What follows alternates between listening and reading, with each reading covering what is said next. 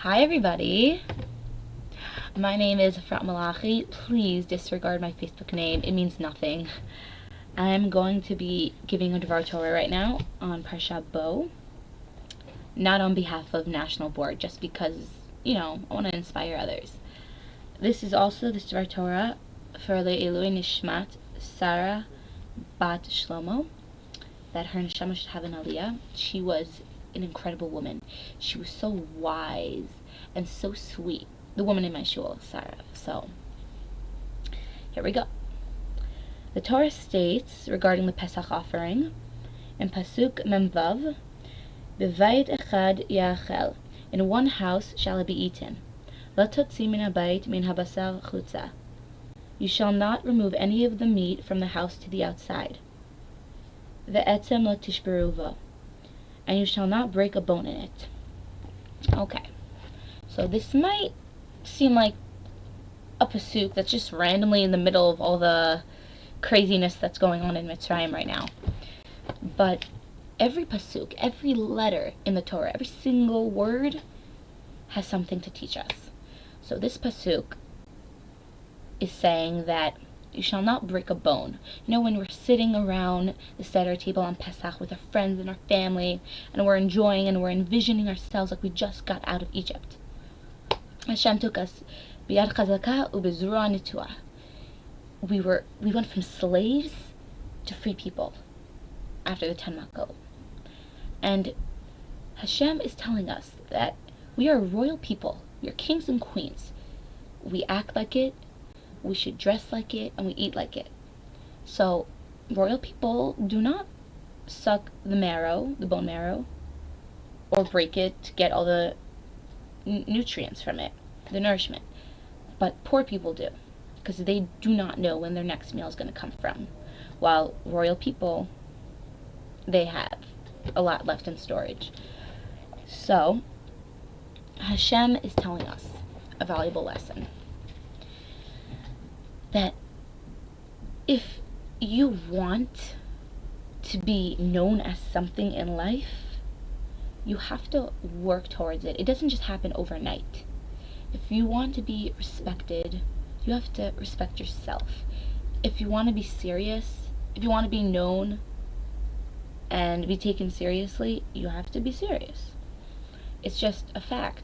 Like, you can't fake your way through life. You can't just smile and pretend everything's alright and just pass by all the good things in life. You have to always be positive, and I know it's really difficult sometimes, especially in Egypt and during the Holocaust. And then there's this mind-boggling question that comes up all the time. Like, you know how many millions of Jews were in Egypt and in the Holocaust? And how little of a percentage there were of Nazis, Yamach Shemam, and the Egyptians. Why couldn't we just, all congregate, make a plan, and decide to attack them, and just walk out of Egypt like free people? The reason is because the Egyptians and the Nazis, Yamach Shemam, they made us feel so low. Like, we were on the 49th stage of impurity, that our mind, we were mentally slaves. But if Hashem did not take us out of Egypt then, we would have still been slaves today. And we're still slaves today to little things like our iPhones and Facebook, guilty, and our TVs, all this technology, that we're not focusing on the real goal in life. Torah. We should be slaves to Hashem and always work to what Hashem wants and what the neshama wants.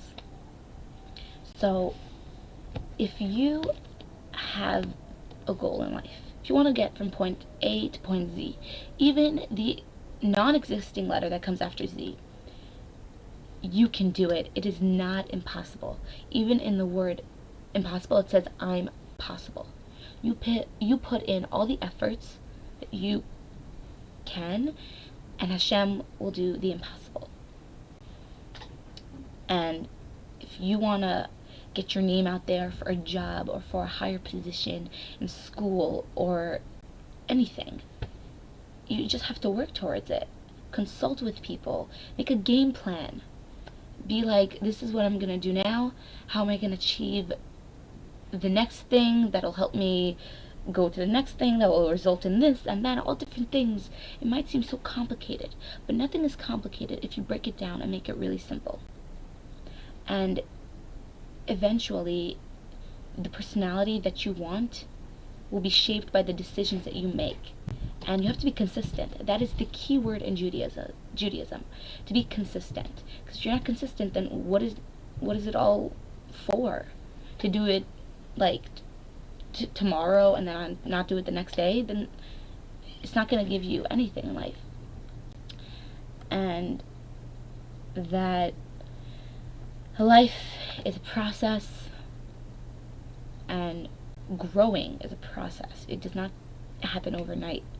If you want to achieve something in life, be motivated and think that you can do it. Just, you have to be in that mental state that you can do it. And that's why the Jewish people, sometimes we fall so hard that we feel like we can't rise above our enemies, but we can. We just have to think it. We have to believe it. We have to bitachon in Hashem.